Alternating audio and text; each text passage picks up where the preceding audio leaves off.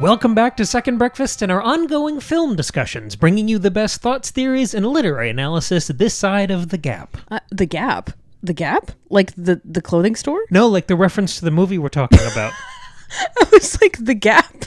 I was so confused. So today we're talking about Wes Anderson's The Phoenician Scheme. We saw it last night. I had a wonderful, wonderful time. And then I came home and I was sitting at my desk. And I had one of those moments that I have every so often since we've been doing this show, where my eyes roll back in my head like I'm possessed, and then a page full of notes falls out. Something takes over you. So we got to talk about this because do it. The Phoenician Scheme is a two-hander about power, evil, temptation, and faith. Okay, yeah, let's do it. Welcome back to Faust Fables. Oh, okay. This film is a fascinating series of Faustus Reversals. Genuinely, I'm more excited about this Faustus. I haven't done one of these in a while because it hasn't felt organic. This one is. Okay, cool. I'm excited. This is a series of really smart Faustus reversals as a way to refresh that formula. The main one is that you have an old Mephistopheles and a young Faustus. Okay. So Corda, who's Benicio del Toro, he's the old Mephistopheles. And his daughter, who's the young nun, Liesel, she's the young Faustus. Interesting. And Corda, I mean, the basic plot of the film is Corda is trying to convince Liesel to follow in his footsteps. He's trying to corrupt her. And instead of her being an aged theologian, she's a young, aspiring nun. I see. So you're flipping that dynamic on its head, and it feels totally new again. There's even a protracted sequence of them signing a contract at the start of the film. Sure, okay. This locked in pretty early for me, which was wonderful. But the big wrinkle, or I guess innovation, for that Faustus framing that we like to apply to these modern films, I almost said pictures. Modern pictures!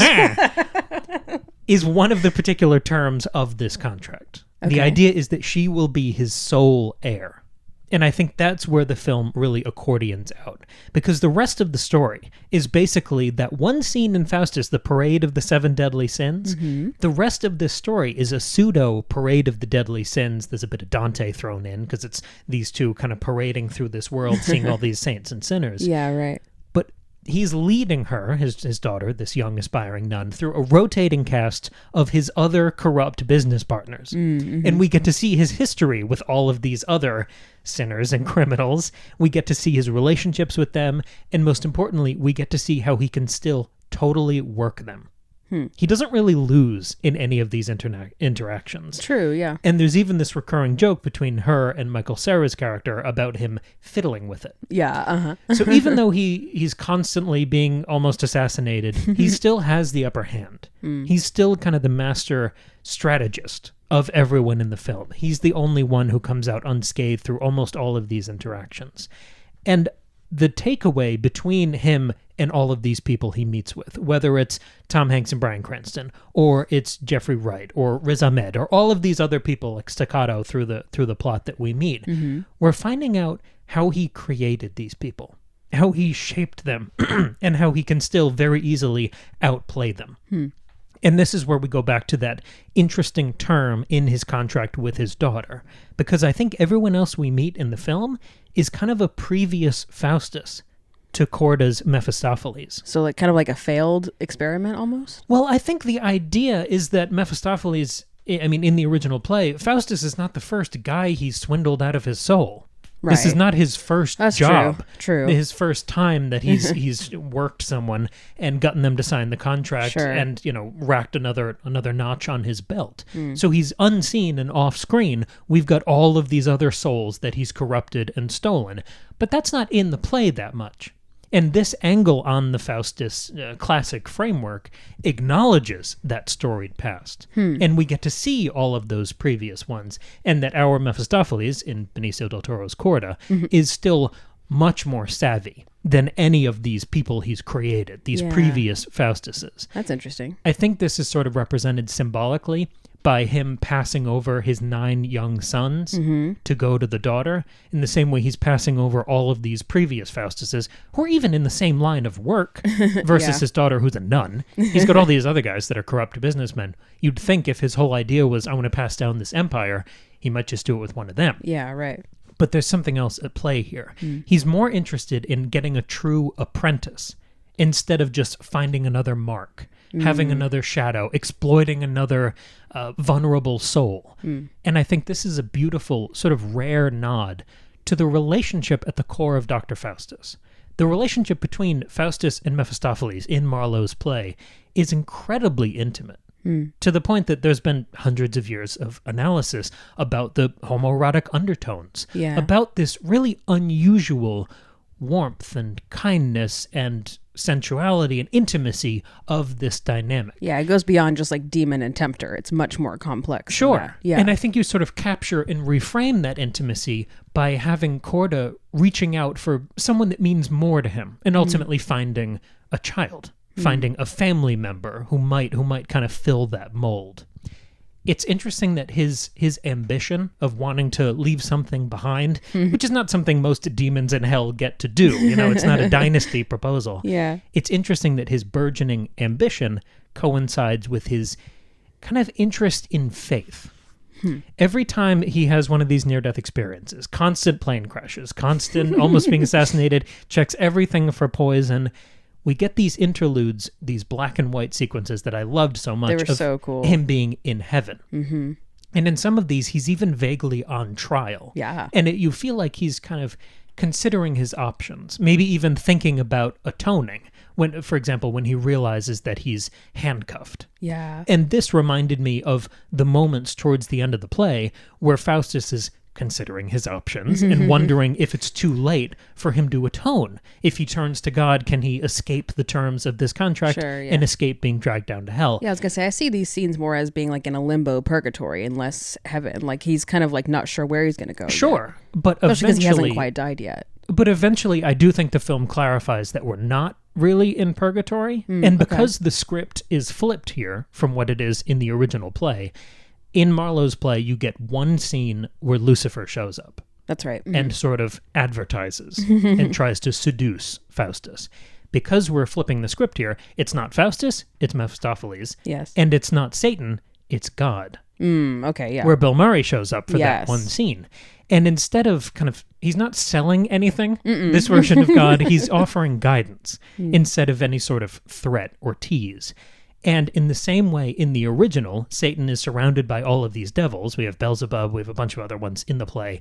Here we have this cadre of angels. That's where you get Willem Dafoe and all that other kind of stable of Wes Anderson regulars. So this is my take, that the Phoenician scheme is basically Mephistopheles' exit interview. And he's closing off loose ends before his eventual death. This plan, this scheme that he works through with the shoeboxes and the arrow, it's a doomed attempt for an up-jumped demon to pass on his corrupt empire. And it gives him a bit of that old Faustian ambition where he's biting off more than he can chew. Demons don't get dynasties, like we said before. But because the script is flipped, his plans fail. He doesn't pass on a criminal empire, but his conversion is successful. Conversion to what? Basically Christianity. I mean, we see him convert to Catholicism and then get kind of indirectly baptized when his model of the Phoenician scheme blows apart because his brother blows himself up with a grenade and he's washed away by this big tidal wave. And then we see him pass on to this sort of new life. Interesting. So just to break that down a little better, instead of being dragged down to the fires of hell, he's washed away by water. And so reforms his life, more or less, in the final scene, finding heaven on earth. Instead of being dragged down to hell, he finds heaven. Instead of fire, it's water, where he's living and working with his daughter. They have a genuine relationship, finally. He finds purpose.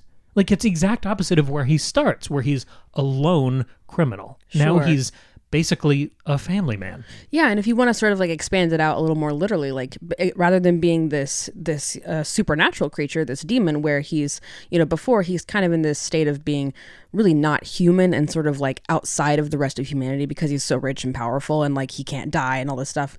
At the end, you're right, instead of going down to hell or even up to heaven, he has become earthbound. He's sort of transferred into humanity. He's like owning and working at this cafe. He's humbled. Exactly, which feels like a very like normal human place to be. He's a much more grounded. He doesn't have this big, goofy, silly hair anymore. If you notice, he basically has a buzz cut, and he's a dishwasher. Yes, he's humbled, exactly. Interesting. And in the end, just to zoom out and look at the film as a whole, I found this to be a remarkably warm and hopeful retelling of the Faustus story. Definitely. Because it's about reform. It's not about punishing hubris. It's not that sort of morality play. This film is incredibly dedicated and invested in the ideas of grace, hope, forgiveness, second chances, and sort of family. Right. It plays with the religiosity of all those ideas, but I would say it kind of splits the difference where you can identify with them on a philosophical level as well.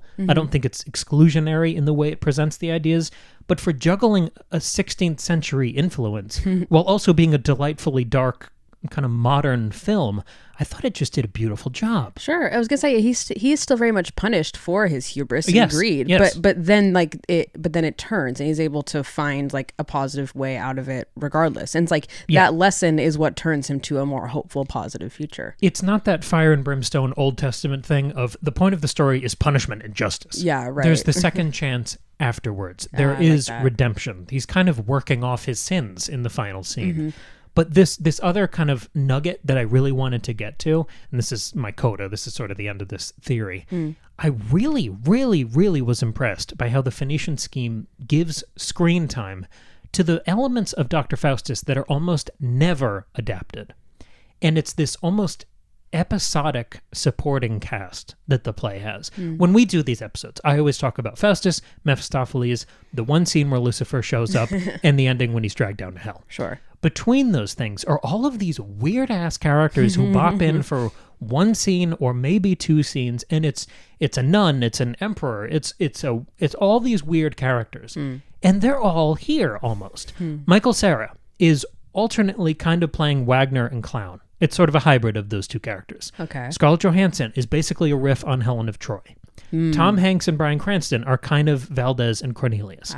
Jeffrey Wright is the old man. Riz Ahmed is basically the Emperor of Germany character, and there's even an antler homage later in the film. We're deconstructing a lot of these references. Interesting. And the scene where Bjorn, who's Michael Cera, is unmasked is a really interesting kind of a la carte deconstruction of this scene in Dr. Faustus with a character called the Horse Courser. You don't need to know the intimate details, but the whole thing with the plane crash and the sinkhole is very much, and then him unmasking with this lie being revealed, it's very much the Horse Courser scene. I've never seen any of these things in a modern Faustus adaptation. Yeah, because I've never heard you talk about, I haven't heard about a lot of these things because I haven't read this play, but you've talked about it so much that I feel like I have, but I've never heard these details. Yeah.